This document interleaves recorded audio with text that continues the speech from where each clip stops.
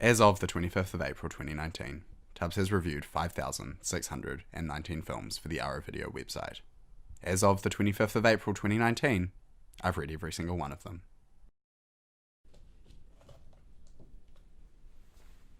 So, quick history. It's September 1989. The number 2 movie in America is Uncle Buck, and this guy has been Prime Minister for a month. There's a change of government incoming due to party infighting over some controversial decisions, the least of which is seriously grating this guy because he can't get his hands on any decent movies. So, he sets up a video shop at 79 Arrow Street with 180 VHSs, none of which are Uncle Buck. Time passes quick. Andrew moves the shop up the road, then expands upstairs. This guy takes over as PM, then him, then her. Arrow Video gets a website. Uncle Buck comes out on DVD. I come out of my mum. And suddenly, it's 2011. I've got long hair. The Prime Minister doesn't. And Tubbs is reviewing his first movie. 3 years later, he gets round to Uncle Buck. And finally, Macaulay Culkin gets the critical acclaim that he so greatly deserves. It's 2017. I don't have much hair left. This guy doesn't have much time left. And my parents get me an Arrow Video 10 trip. I fall in love with the store. Tell my friend about it. And we start sharing a student subscription. Then we go on their website. And we find him.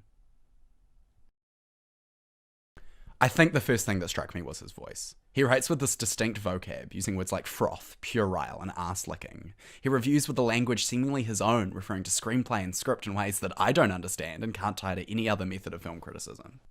And the only thing more beguiling than the voice he reviews with is his taste. His controversial and initially random seeming ratings are the thing I point to when trying to explain him to people. But there's a method here.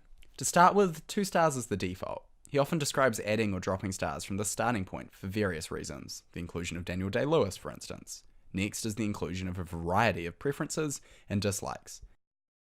As a general rule, documentaries are preferred over biopics, and bro comedies are puerile.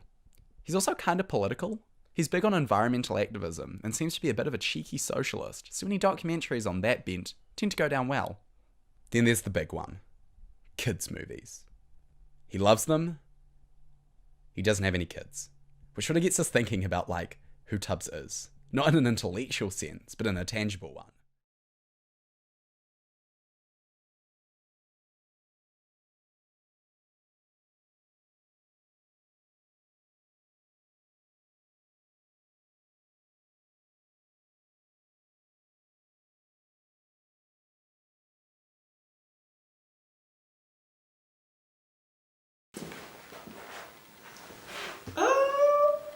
My mate just tagged me something that says, "Stop fucking texting my girlfriend, bro." And the reply is, "Our girlfriend, bro."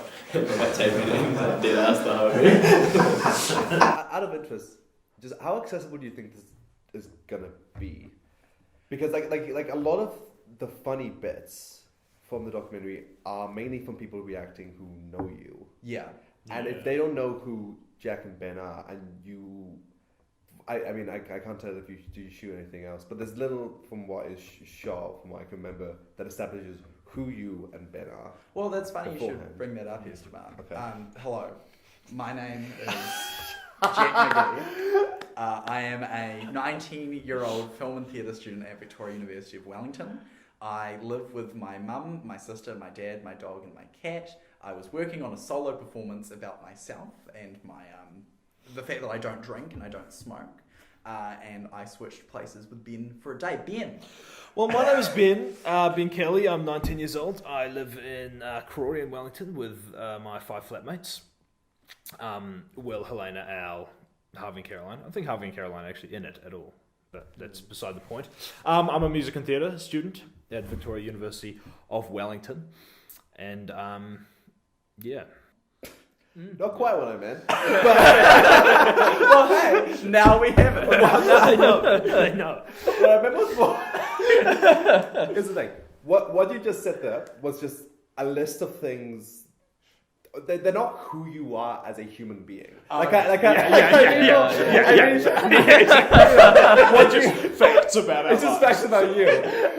But I mean, just between you two are entirely different people, and you're pretending to be each other, and that's a big thing. That's a big identity thing.